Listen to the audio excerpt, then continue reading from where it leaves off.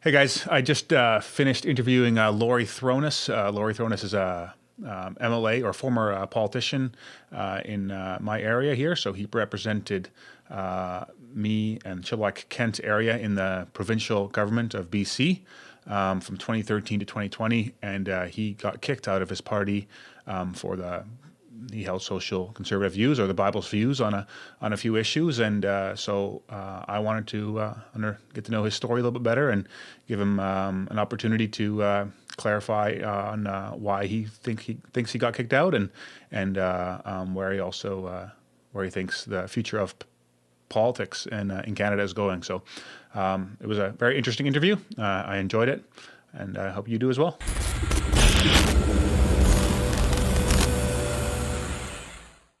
Okay, Laurie, thank you for doing this.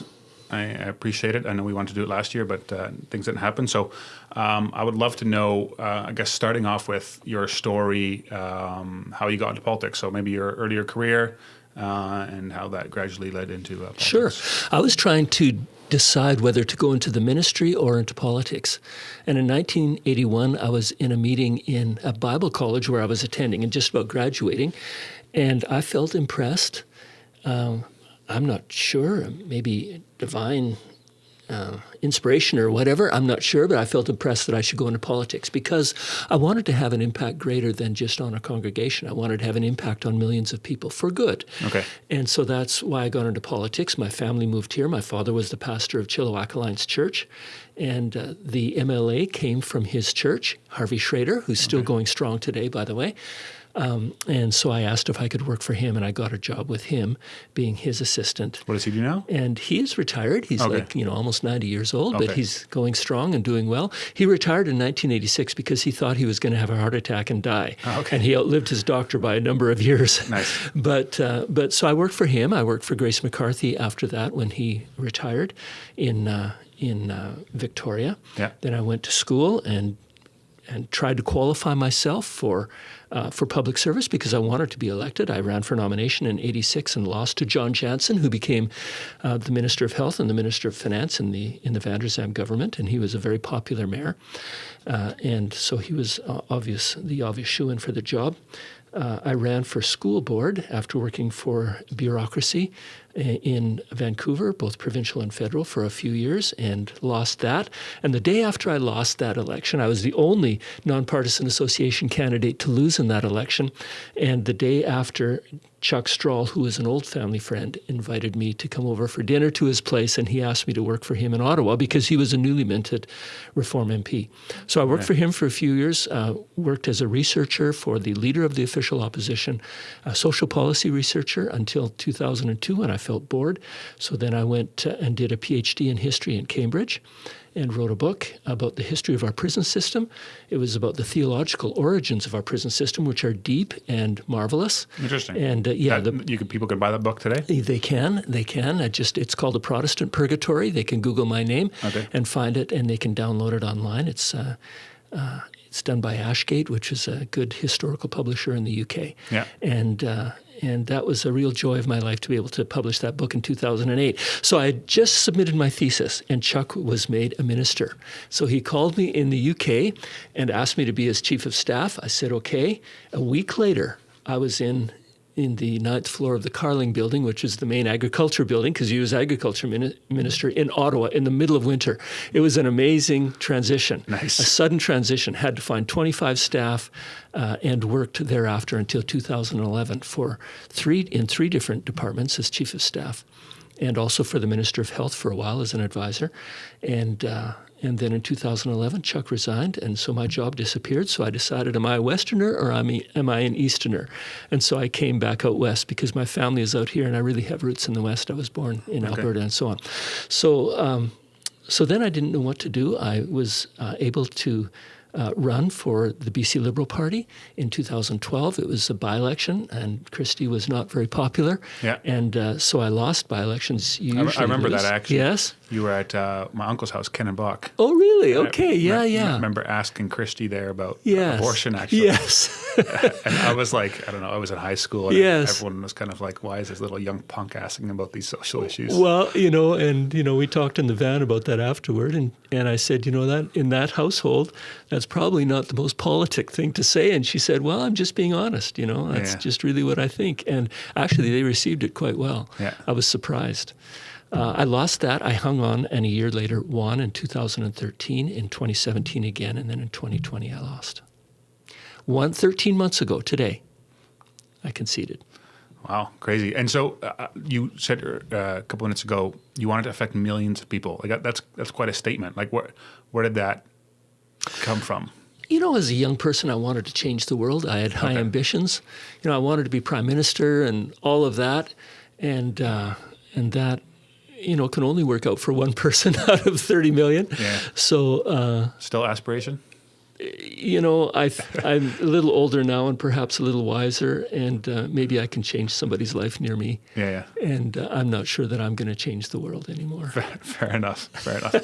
So you in 2020 you lost, and I think the local NDP person won. And just to clarify for the listeners here, the BC Liberal Party is would be considered also the Conservative Party in the province of BC in many respects, right? Like we have a Conservative Party now, but most Conservatives ran underneath the BC Liberal. It's kind of weird. I was confusing. Yeah, we call it a coalition. Okay. And it always has been. Under social credit, it was a coalition as well. Okay. And so it's a coalition today of federal Conservatives and federal Liberals who have to band together in order to beat the NDP. Fair enough. But that coalition is breaking in my view. Yeah.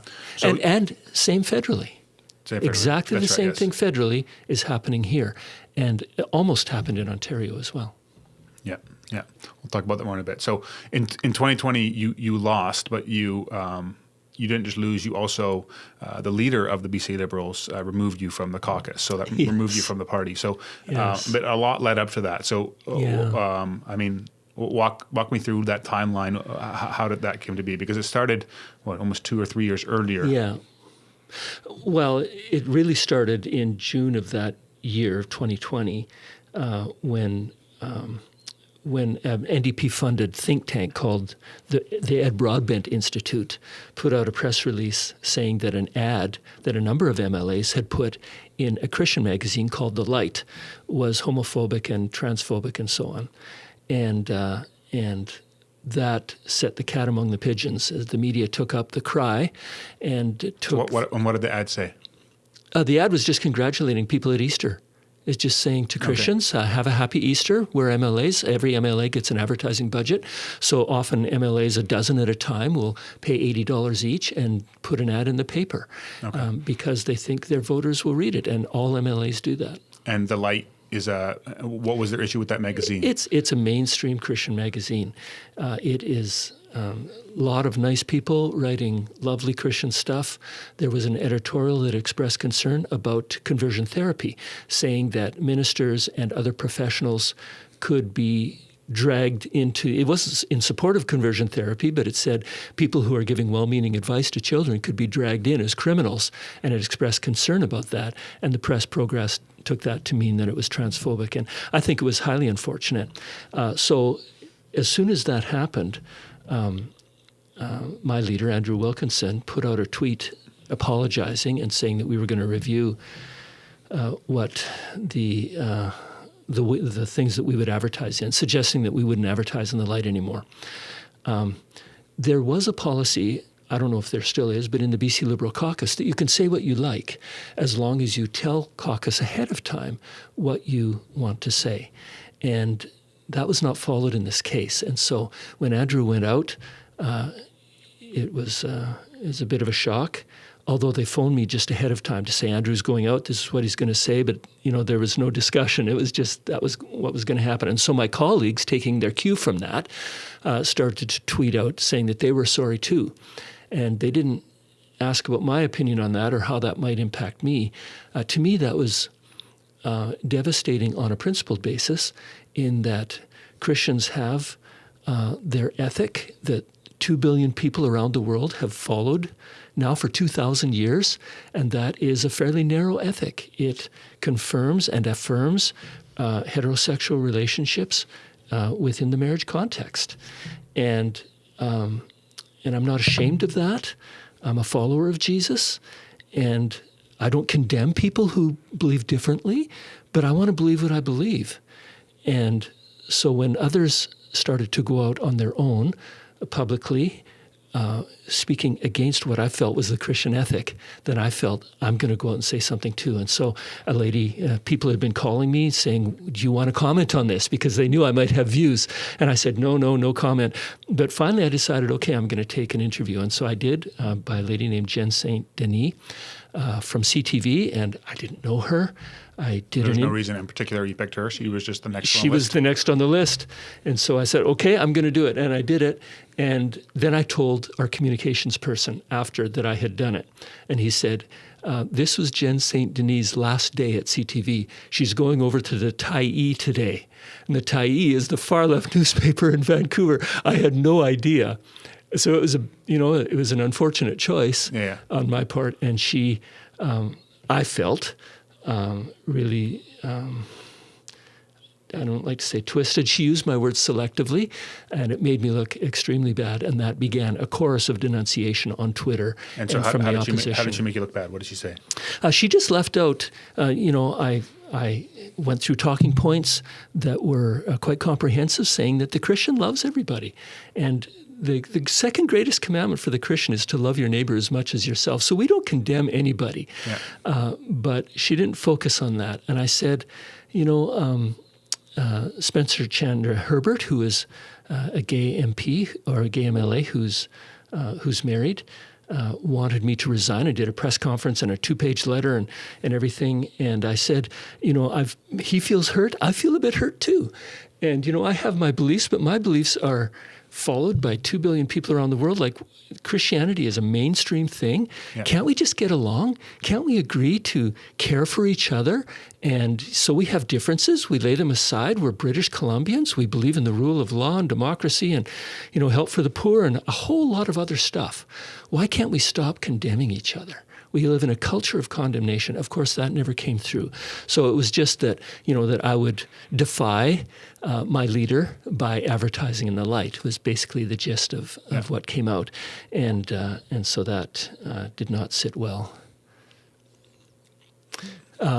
The crux of the matter, though, came during the campaign when. So after that interview came out, did Andrew call you and say, "Hey, Laurie, what's going on?" That was on a Friday. That was on a Friday. The story came out on the weekend, and on Monday, Andrew and I had a good relationship. I really like Andrew, and I loved all of my caucus. Like, they are good people, all of them. Yeah. I never had a crossword with any of them. So Andrew and I had a good relationship. On Monday, he called me in and said, well, Laurie, you know why we're talking. This is a difficult thing, and we had a talk about it. And I said, please don't condemn Christianity. And he got that message, and he didn't condemn it, but neither did he defend me or it. Yeah. And there was a press conference in which he and Jackie Taggart, our caucus chair, were asked, do you support the candidacy of Laurie Throness? And he didn't answer. And I felt, coming from the leader, that's kind of the kiss of death. So he didn't condemn me. He didn't support me. And you think that was a strategic decision on his part, that he thought he was going to get more votes that way? Or do you think that was an actual belief he held himself? He always said that he has a gay son, and that influenced his thoughts a lot. So I think he disagreed with me on a principled basis, but he understood where I came from, and he appreciated me for who I was. And so he always made room for me, and I appreciated that. And I always said that there are many people in BC who believe as I do. There are hundreds of thousands of people who believe as I do. And not just of the Christian faith, but also the Muslim and Muslim, Sikh. Conservative Sikhs, and simple social conservatives. Yeah. And I said, our party has to be open to every British Columbian. Every British Columbian has to see themselves reflected in our party. And so I am fulfilling an important function in the party by standing up for those hundreds of thousands of people. They can see me in their party and think, okay, I have a voice in that party. And so, but you would say, like, let's say it came up in the local provincial legislature or federally or provincially, if you were and a vote came up, if we're going to define marriage, you would define it as the Bible defines it, unapologetically. I would have, but it's a federal issue, and so it never came up. Okay. And I wouldn't talk about it because it's a There are plenty of provincial issues to talk about Yeah. on those social issues. And I'm curious. My brother asked me this the other day. Do you think that the marriage institution should be something that the government controls? Because from the Bible's view, it was only something that the local priest ordained, but it was never a government's function. Well, the local priest at that time, though, was government. There was very little government. I do think the government has to have a hand in marriage. I would have preferred, and I do think that there needs to be a lawful regime that divides pensions and, that makes order. I'm a peace, order, and good government guy. We have to apply order to the kind of lifestyle that people choose. I would have preferred that it would have been called a civil union, because I think marriage is a biological institution where you marry two bodies, and out of that comes a third body, and that's, like you marry two wines, you marry two ropes, you marry two companies. Yeah. And so at the root, marriage is not a government institution. It is a biological institution. And so I've felt that marriage should be reserved for that. And that, by the way, was the position of the Conservative Party of Canada, the governing party, for 5 or 6 or 8 years, or however long it governed. Yeah. So it is not an alternative position. It is a mainstream view. Yeah. Okay, so you felt like you get the kiss of death from your leader, but you basically everything settles down and you move on. Yeah, and you didn't apologize, and some MLAs and some of your colleagues did for publishing in that magazine, or right? And I did not. I said that I would actually advertise in it again. Okay, and so there was no. There's a continuing Twitter bombardment, and the media was unhappy. And so it came time for the election. And so as this bombardment was happening, how did you handle it on a personal level? Like was it affecting a good night's rest? Like how? Oh yeah, I lost a lot of sleep over it. It is brutal. It is, when you're the brunt of condemnation on the level that I was. People say all sorts of things, from barbarian to murderer to. They'll say anything. And I really tried not to respond in kind to that. I tried to respond, if I responded and I didn't delete people. I didn't block people. Because I felt that free speech is important. And I tried, where I responded, to respond in a loving way and in a rational way with an argument. Yeah. But still, it affects you, and it affects you deeply. And, people started to ask Andrew, how can you have this bigoted person in your caucus? And I was watching CTV, and a lady was asking Andrew that. And, just having that said on a provincial level about you is devastating. I just couldn't believe what I was hearing. And so Andrew was really under fire. And the climax came, of course, at an all-candidates meeting here in Chilliwack. So as this was happening, and obviously it's very hard for you, did it push you into your faith deeper? Did it make you angry at God, saying like, why are you? I'm standing up for you. Why are you making this happen? Like, how did you, on a more personal faith level, how were you processing it?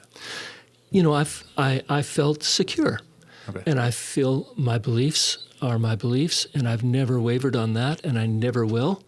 And I've held that for 7 years, and I've been under fire from time to time about it. And so I was fine with that. And I knew that as our culture moves away from our traditions, which is sort of a small C Christian tradition, that my culture would confront me more and more. And so I fully expected that. I kind of expected, though, that I could get one more term. Okay. And I sensed. So you've seen it coming. I saw that there was a change in my writing coming. For instance, from 2017 to 2020, 5,000 new people moved into my writing. And that is all from Vancouver, from Langley, which are more liberal areas than Chilliwack. So Chilliwack has been a conservative bastion in the past. I don't think it is any longer. The character of the writing was fundamentally different. Okay. And I could sense that. I could feel it. Yeah. But I thought that perhaps I could still get one more term. Interesting. And what were your, Chuck Straw, obviously a well-known politician here locally, was he reaching out? Were you reaching out to him for advice during this time? Like, what were your, in the private meetings, what was the advice that you were being given? You were saying, I'm holding firm, these are my beliefs, but were they giving you advice to say or do certain things? Or? I think people wanted me to be as quiet as possible. Okay. And get my head down and be on the doorstep and not be in the public eye. And so I could have chosen not to attend all candidates meetings, and then I wouldn't have said anything wrong. Yeah. But I always risked it. I always, in past elections, went to every all candidates meeting I could, because I want to be open. I want to, I want people to know who I am. Yeah. And they're welcome to vote for me or not vote for me. Yeah. And so I took that risk. Fair enough. So 2020 election comes around, provincial election. Yeah. And you have an all candidates meeting, and it was a Zoom meeting. a Zoom meeting. Okay. The first one was here. Okay. And at co-work, and the next one was on Zoom. It was a Rotary meeting. Before the meeting, the communications head from caucus called me and said, "Laurie, the media are after you. They're out to get you, just so you know that. So be very careful in what you say." I said, "Okay." Yeah. Famous last words. Yeah. And the all candidates meeting went well. The final question came up, and it was sort of a throwaway question, and it was, how do you feel about the reproductive, or about the free contraception for low-income women? And I gave an answer. I said, everybody gave their answer. They were all in favor of it. And I said, I have no problem with contraception ethically. And it's just not a priority for us because there are just so many other health needs. And then I had to add something because I had been visited by Access BC sometime earlier, and they were advocating for free contraception. And they gave to me a research paper. And that research paper, it's really an advocacy piece. It's not really a research paper. But it gave us its first reason for contraception, that it would save the government money. Because the children, the difficult children that would come from those low-income women would cost the state a lot, and you would save that.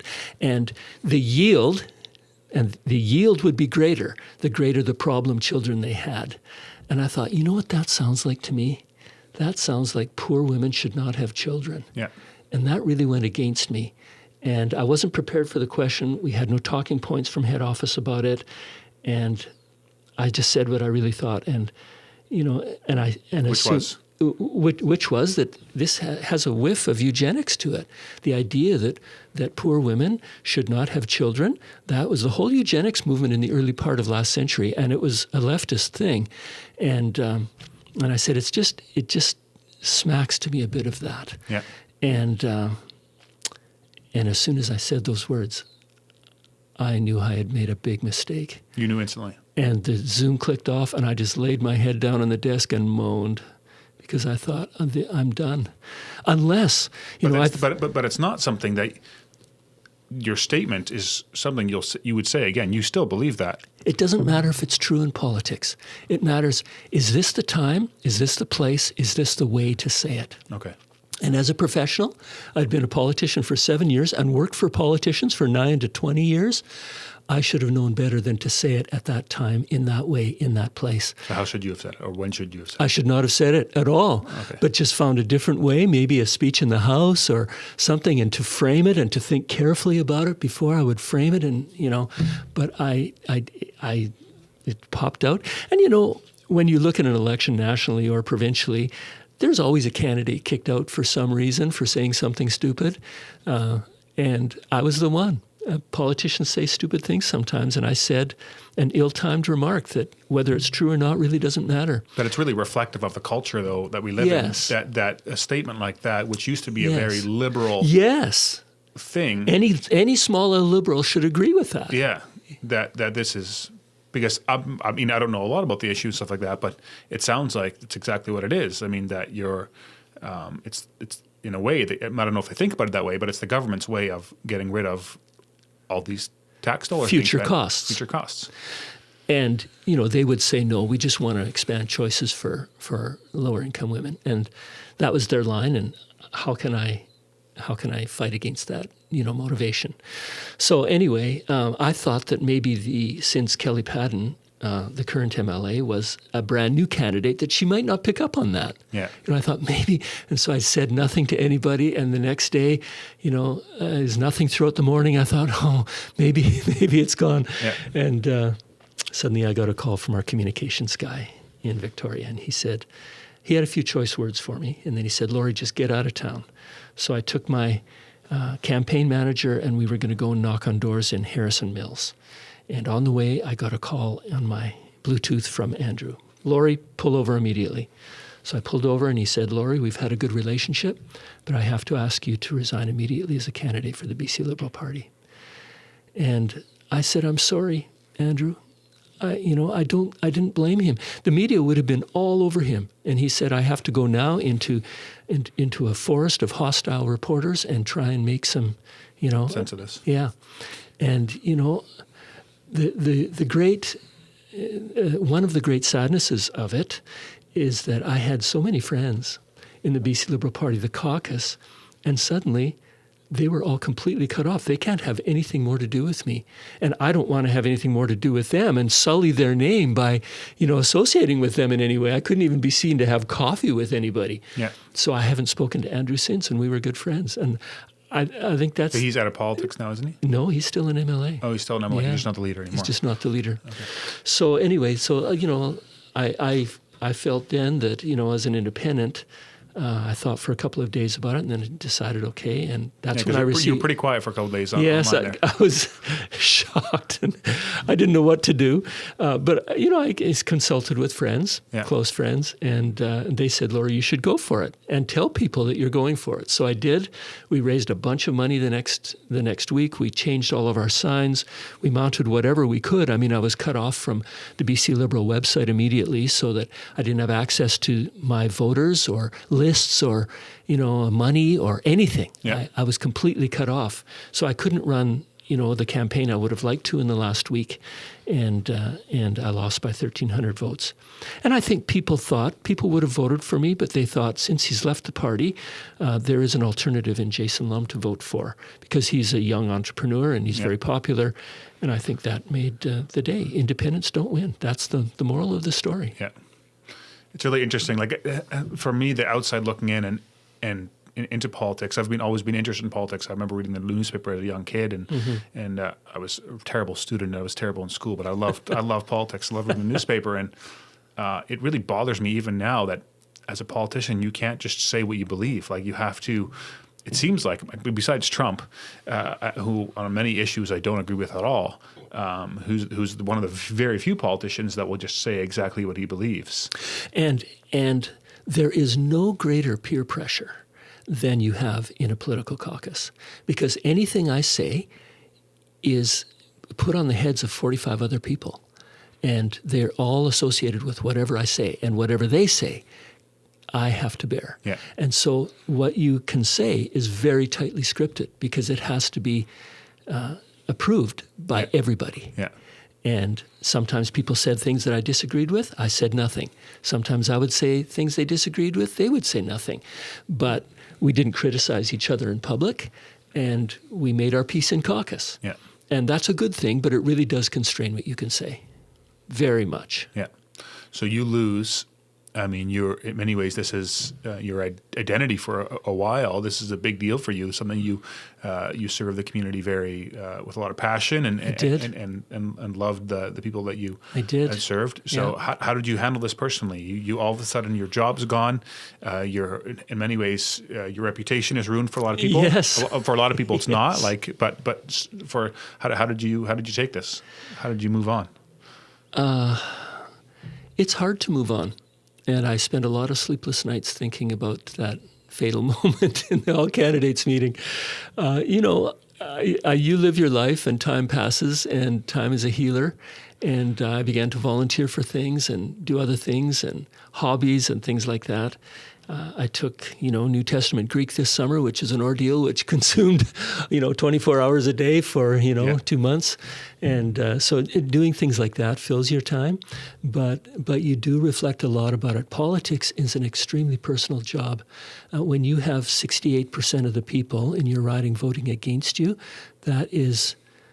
how can I show my face in public again, basically? I go to a Rotary meeting and, I think 2/3 of these people voted against me. They think you should not be in that job. Yeah. And so it's a very personal thing, and it's difficult to get over, I won't lie. And it's still, I mean, it's been 13 months now. How's it going now? Do you, You find know- yourself like, I mean, COVID probably helped in going out because everything was shut down, but Yeah, I'm moving on with my life. I'm volunteering and stuff, and I have a good life. I have no complaints. Yeah. And it's a less stressful life Yeah. because, I don't have the stress of politics and all of the things that fall on your shoulders because of that. And so it's a less stressful life. And basically, I'm semi-retired. And if I would have been elected, I would have had to make these same choices about what to do with my life a few years later. It's just been accelerated a little bit. fair enough. So politics in the future is not in the cards. I don't think anybody would touch me with a 10-foot pole. Fair enough. I don't think even the Conservatives. Fair enough. Okay. So I kind of want to talk about the state of politics in Canada today. So if you say federally, the Conservative Party is also becoming a Liberal Party where the Conservatives are falling off. Talk to me about that. Well, you think of Derek Sloan. Derek Sloan was ejected from the party. Nice Christian guy. He had, unvarying Christian views, and he wasn't afraid to express it. And so he gets booted out of the party. And Aaron O'Toole comes across very pro-social conservative in his leadership, and then when he's elected, he comes across much less so. And that alienates that side of the party. And, it's always been my thought that we need a leader provincially and federally in the Conservative Party who is tall enough to straddle both sides of this growing divide. You need the social conservatives in the tent. If they're not in the tent, you can't win. They may not be enough to win you government, but they can make you lose government. Yeah. In 2017, the BC Liberals had a few Conservatives run. We came within 180 votes out of 2 million votes from winning the election. It was unbelievably. It was a razor-thin margin of a razor-thin margin. Yeah. I've never seen anything like it. And it was because we lost those Conservatives. And so my drumbeat in caucus was we have to keep the Conservatives in the tent. And I think now with the leadership candidates and federally as well, the desire is you have to appeal to the center. And so in order to appeal to the center, you have to eject the right. And I think that's a wrong philosophy. And this isn't the all right we're talking about. We're just talking about No. We're just talking about these aren't Trump voters. No. These are just very. These are 5 years ago. They would have been centrist. Yeah, that's right. Our country and the discourse has changed so much in such a short time that Not to say actually that all Trump voters are alt-right, but I mean, I know what you mean. There's Everybody knows what you mean. yeah. Well, I don't know about that, but Maybe not. yeah, okay, that's fair. It's good. But so this bill just passed in the House, federally in the House of Commons, Bill C4, banning conversion therapy. banning conversion therapy, Yeah. and there's not a single MP, a federal MP, that voted against this. It was unanimous in the Senate and also in the House. For me, as a social conservative, it's. I was talking to my wife about this afternoon. I said, "Where is the future of this? Like, where is this headed? Do you see a split happening, another party starting federally? Do you see this going back, or do you think it's the writing's on the wall and the culture is just changing too quickly? And if you're Christian, you're just sorry, you're in the ultra minority now." I think the Christian is being pushed out. I really do. And the burning of 7 churches in the West recently sort of underscored that, where John Horgan put out a tweet, "Tut, tut, you shouldn't do that," sort of praising with faint dams, if you like. You can damn with faint praise, or you can praise with faint dams. Yeah. And so I think the writing is on the wall for Christians who want to hold to the principles of their faith and be involved in politics. The vehicle, there is really very little political vehicle for them anymore. Perhaps the People's Party, but the media has consigned the People's Party to the extremist wing. And so I wonder if that's a vehicle either. And, the Christian Heritage Party is, of course, very narrow in its appeal as well. And so to have a party with a broad appeal that includes Christians, I don't know if that's in our future. I really don't. I was talking to a Christian school principal a few years ago, and he said, we came to this country so that we could live by our conscience. When do we have to move away from this country so we can continue to live by our conscience? Yeah. And that, to me, for him to have to say that is tragic. And, I always called for the rights for LGBTQ people, and I always did. But I said, everybody has rights. Everyone is, all people of responsibility and good intention should be welcome in BC and welcome to participate at the political table. We all have rights, and diversity and inclusion must include Christians as well as everybody else. Devout Roman Catholics, evangelicals, Sikhs, Muslims, all those people who represent the broad diversity of faith and mores in our country. Yeah. And I think we're losing that. And if the Conservatives federally lose that, they will, I don't think they'll ever form government. And so, there's a lot of guys that are my age, younger men and women, that are full of passion and that hold conservative values, that want to know what to do. Do we move away? Do we go push super hard into being influential and try to change the political spectrum, or go into that world now? What advice would you give? Like, what would you say? The only thing I can think of is for social conservatives to join the Conservative Party and force the BC Liberals to broaden their perspective. The provincial BC Conservatives. Yeah, and so the same thing could happen on a federal level, although I think it would be far more difficult. Provincially, it would be much easier because the BC Liberals know very well that if their vote is split even a little bit, they will not be able to stand against the NDP, and I think they would be eager to bargain and to make common cause. But I think the issue probably has to be forced that way. I don't think, although, the BC Liberals want social conservatives to be in the tent, obviously they're not willing to provide any policy support or they say come in the tent but leave your values out. Exactly. Yeah. And what about federally? Like right now, when I look at the federal Conservative Party, it's not conservative at all. And the closest I can see is the People's Party, which is, in my view, not conservative either. It's libertarian and also doesn't care about social issues. They just kind of leave you, they say you can have them, but don't talk about them. Although, I'm old enough to remember Brian Mulroney and his Conservatives, and I always felt aggrieved in the 80s because I felt that Brian Mulroney was too liberal.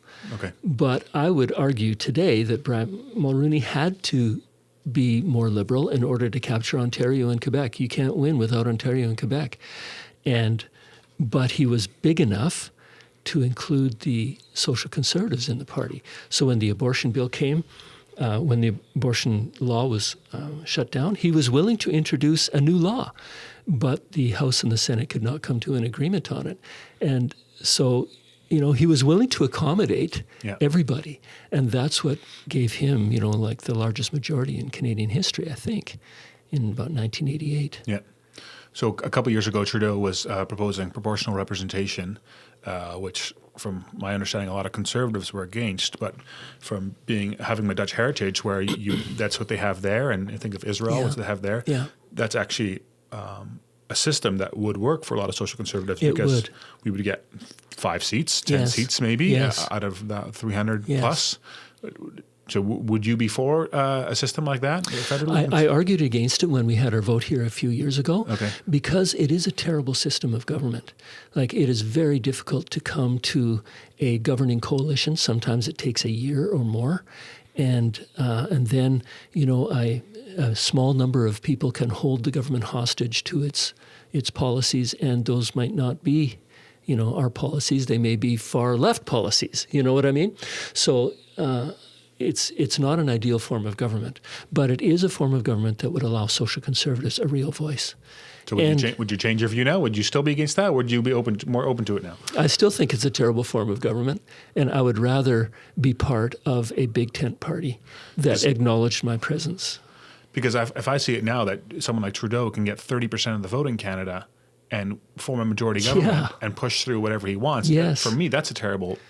Well, I think he's going to bring in proportional representation, isn't he? I think he's talked about that. He has, but he said he backed off. He said he didn't want to do it anymore. Last time he did, but I heard that it was coming up again. Okay.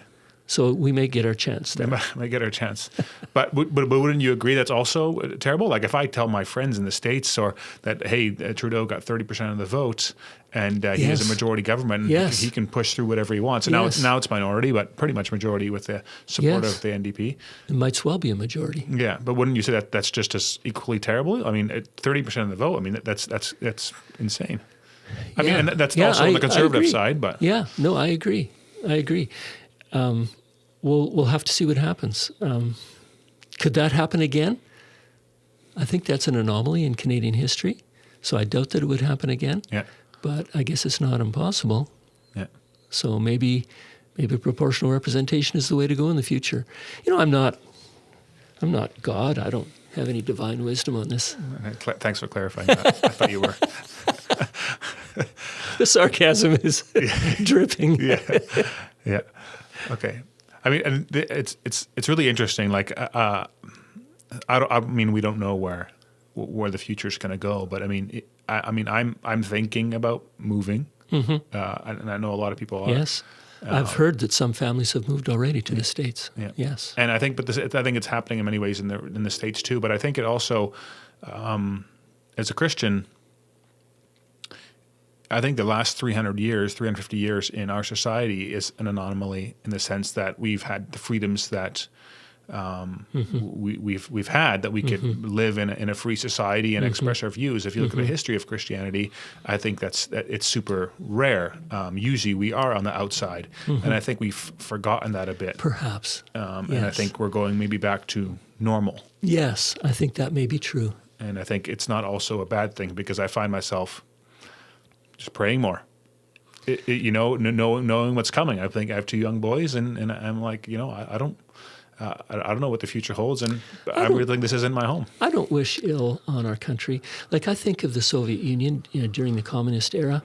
The gospel did not spread in the Soviet Union. It did not ignite the fires of Christianity. It was suppressed in a major way. And so I don't think that intolerance will necessarily help to spread Christianity at all. I wish for a country that I grew up in where you're free to say what you want. Yeah. And whether that's religious or non-religious or whatever, where everybody has a right, everybody is welcome at the public policy table. Yeah. Interesting.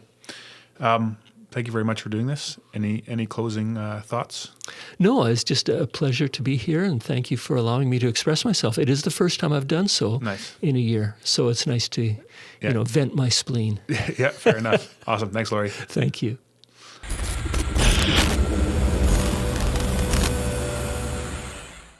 Okay, that's it. I hope you enjoyed the interview. If you did, please do share it with friends and family. Comment on the post on social media. Rate it on the podcast app, whatever way you're listening to this. I really appreciate everything. And if you do want to support the channel, my Patreon link is in the description below. If you're watching this on YouTube, I want to post a lot more of these, do a lot more interviews. So if you have suggestions, please message me. I'd love to provide more and more content for you guys. See you on the next one.